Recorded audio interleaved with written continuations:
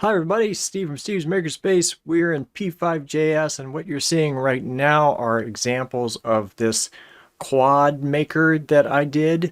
I don't know what to call it really, but I'm going to show you how I did this. I'll do some programming of something that's similar to this, maybe not exactly, and I'll go over the code. I will leave a link in the video description of the original code.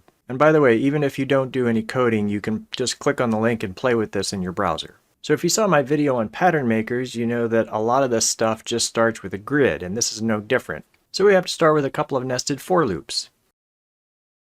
However, we're not just going to do plus plus, we're going to do plus equals an amount. I'll call it space. And we'll put space up here. Let's start with 50. And to start with, we'll just place some points. We'll give it a stroke weight of 4 so you can see it. Oh, it's point, not points. And there are some points. Very good. Now for this quad maker, we want some space here. We don't want it all the way against the edge. So let's give it some frame along here.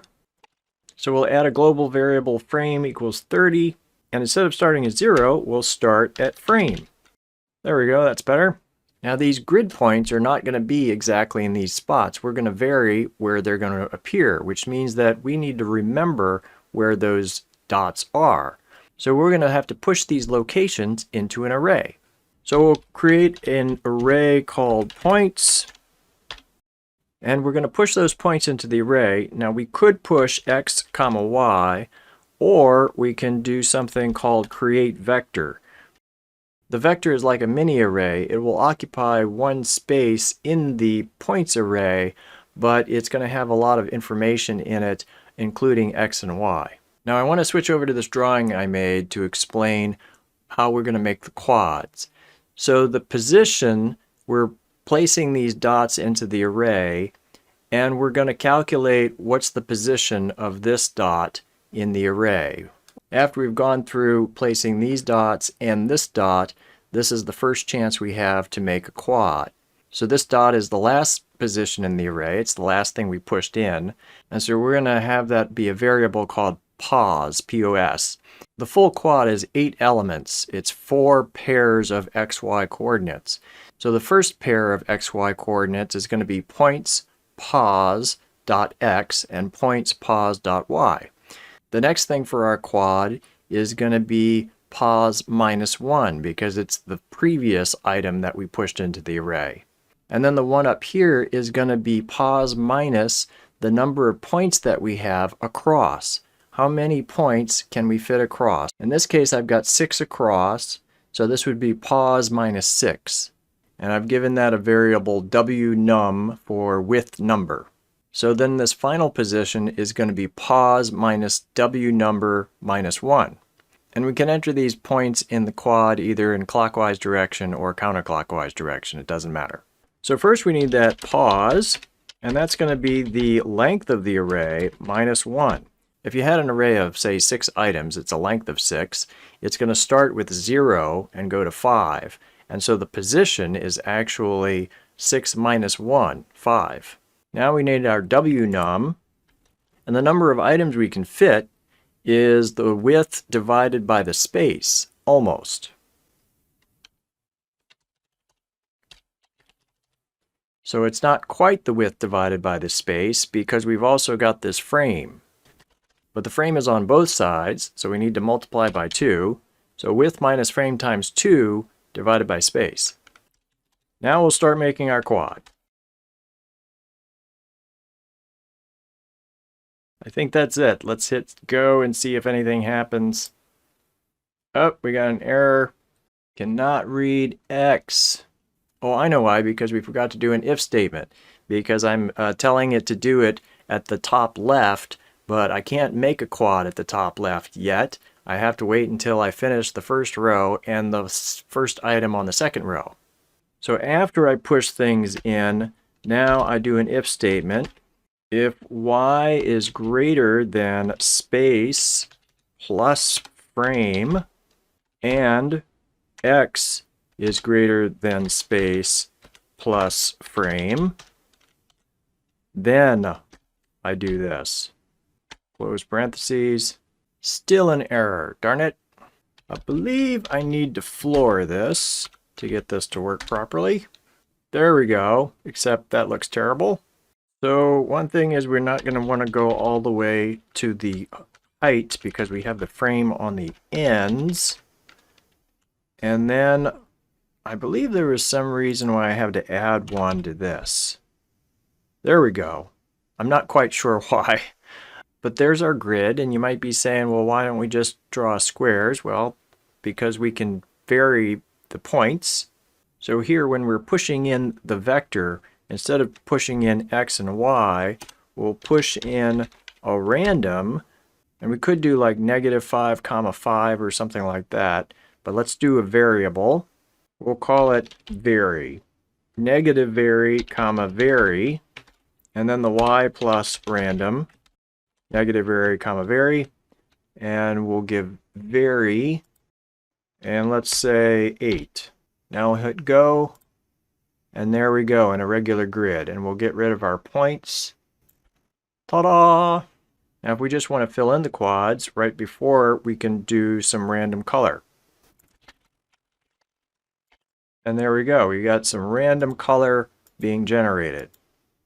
Now notice this is off center. We've given it a minimum frame, but that doesn't account for this gap here because the WNUM times the number of items plus the frame times 2 does not equal the width. There's a little bit of a difference. So we've got to calculate that and then add to the starting position here.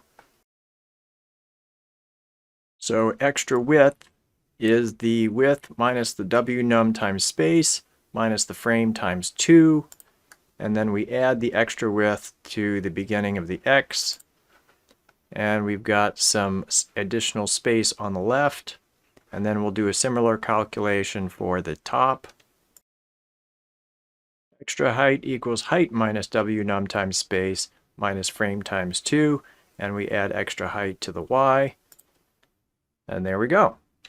Let's make the space a little bit wider. And I want to put quads within the quads. So we'll copy all our quad code. And then we're going to go inward, taking a percentage of the space. So the bottom right position, X needs to come this way and up.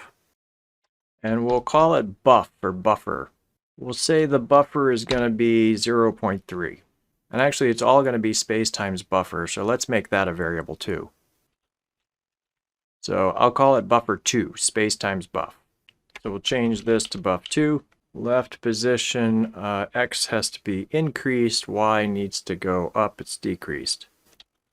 Top left point, both increase. Final point, increase for the X, decrease for the Y. Let's try that. Oh no, what did I do wrong? Let me try changing the buffer to 0.1 instead of 0.3. Okay, so it's definitely that top right point that's the problem. I've got these backwards. Minus and plus. There we go. We'll put this back to 0.3. Very good. Next, let's get some better color in there instead of just random. So you have a few choices, but the choice I'm going to make is to bring in a color palette table. So I'll upload a file. I've got the CSV I'm going to drag over. There we go. And we can click over here to take a look at what's in there. So each row is a palette of 5 colors. It's all HSB. And I've got, I think, 83 color palettes in this color palette table. So we need to switch to HSB mode. I need to load the color table. So I'm doing that in the preload before setup. Now I'll pick a palette from that table. I've got 83 palettes, so I'll just do floor random 83. I think that works. Now I'll get a color from that table.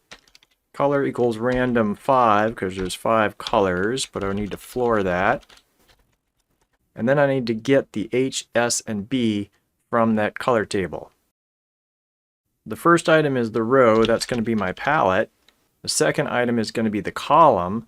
That's going to be the color that I just picked times 3 because there's 3 items. So the first hue is going to be in the 0 position, which is 0 times 3. The second color hue is going to be color times 3. It's going to be in the third position because you're going to have position 0, 1, and 2 for hue, saturation, brightness, then position 4 for the hue of the second color. We'll do the same for saturation and brightness. We'll just copy all this. This will be saturation, this will be brightness. This one will be +1, +2, and we'll replace all of this with hue, saturation, brightness. And let's do a save on that and see what happens. Aha! I think we've got it. That looks pretty good. Let's hit go again. Very good. Now the inside quad is the same color as the outside quad, so we'll need to get that color a second time. Since we're getting it a second time, let's move it all to a function. So from the colors down to the fill, take it out of here, move it to the bottom. Let's say function getColor. Then up here we can just call getColor. And then we can call getColor again here. And we've got an error because I need to make some things global variables. So we'll let palette H, S, and B. We'll take the lets out of here. Take the let out of here. There we go. Now we're getting a different color for the inner quad. Although sometimes it gives you the same color. I suppose it has a 1 in 5 chance of doing that. So for the inner quads, what we could do is add an if statement to check if the second color is the same as the first color. So before we get the second color, we'll do let first color equal color HSB. Then after we get the second color, we'll say let second color equal color HSB. Then our if statement, if first color equals second color, then get color again. Now we could repeatedly try to get the second color, but I'm just going to do one second attempt at getting a new color.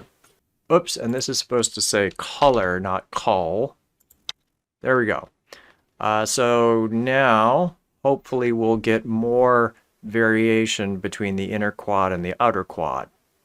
There's still a chance, obviously, that I will get the same color, but now it's minimized.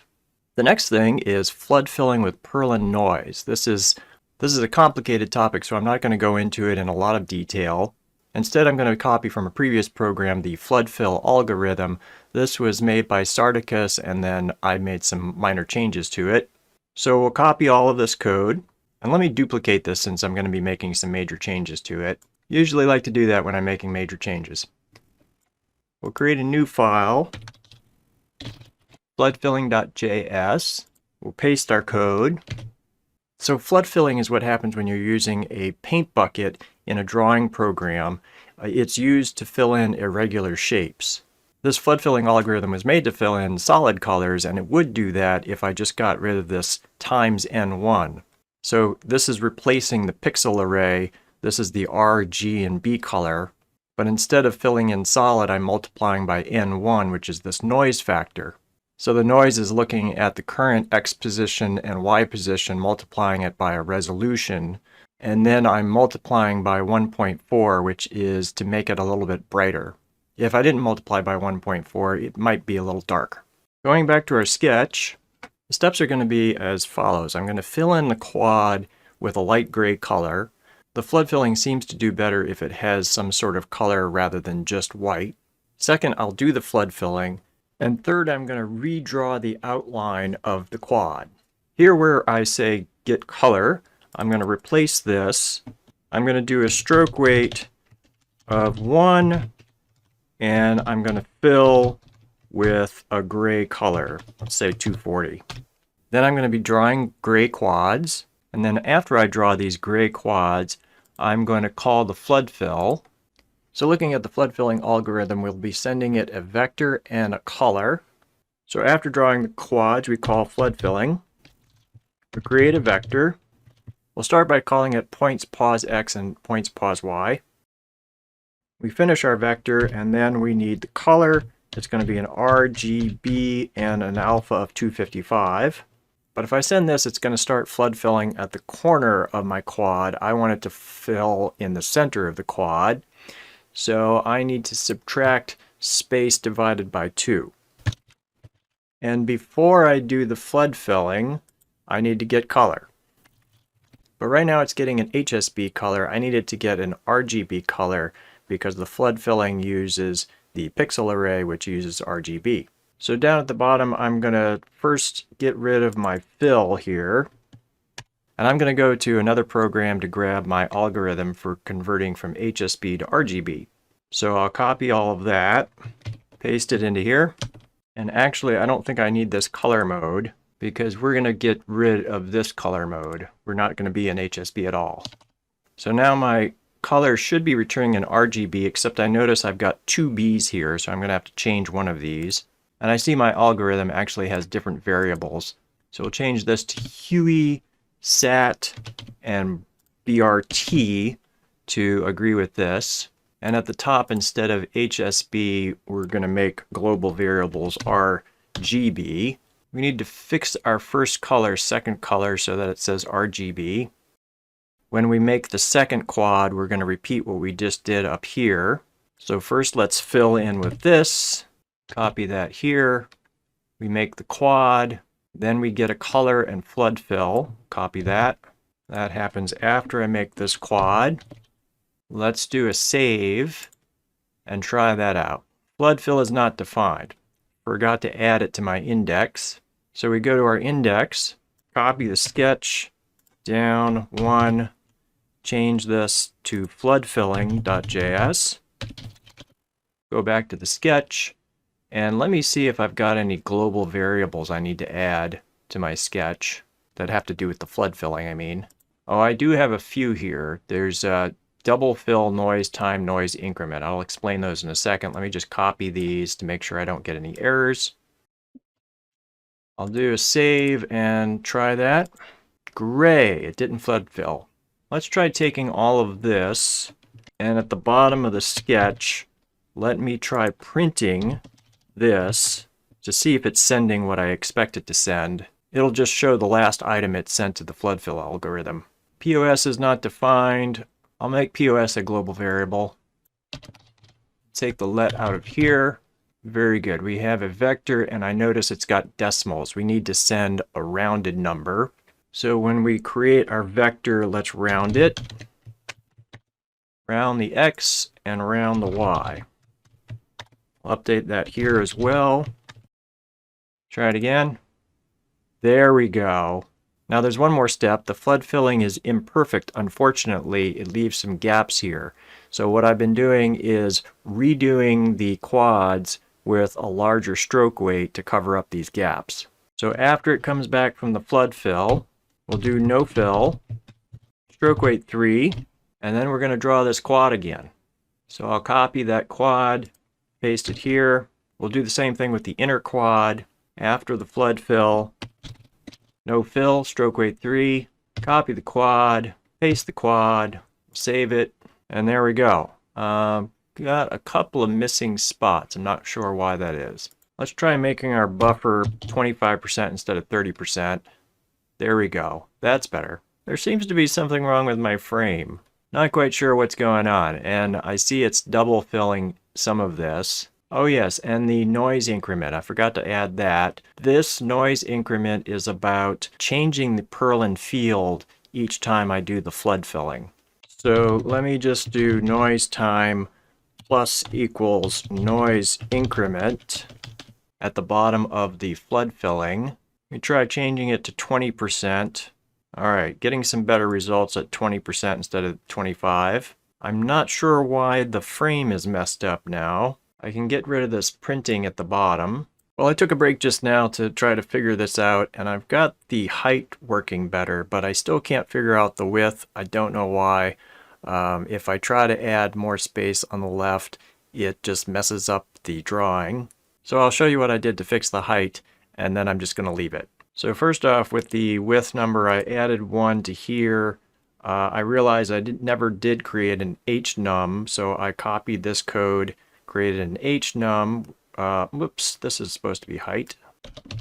I updated this extra h to have hnum because I had wnum here before. And then in my if statement down here, I had space plus frame, but I didn't include the extra height and the extra width, so I added that in. I never did use this double fill. I'm just going to get rid of this, but it's in the original code. My original code works better, and it's also got some randomness built in. So it'll make different sizes, and sometimes it'll do the inner quads, and sometimes it won't. It's also got a Save JPEG button. Sometimes it gets into an infinite loop and you might need to reload your page. I think that might happen when there's a gray color included in the palette and it's trying to flood fill on top of gray. And then there's this double fill on the original sketch. We'll call that true. And it's going to double fill some of the inner quads. This takes a while, so make sure you've got it on a small canvas and not a large canvas. So here's what that looks like when it does the double fill. It's pretty cool. So that's going to do it for today. I'll leave links in the description of my original code and the code that I just programmed. If you like this video, you can give it a like, consider subscribing to the channel, ring the bell for notifications, comments. I love to hear your comments. Thank you for watching. I'll see you in the next one. Bye now. Steve's Makerspace.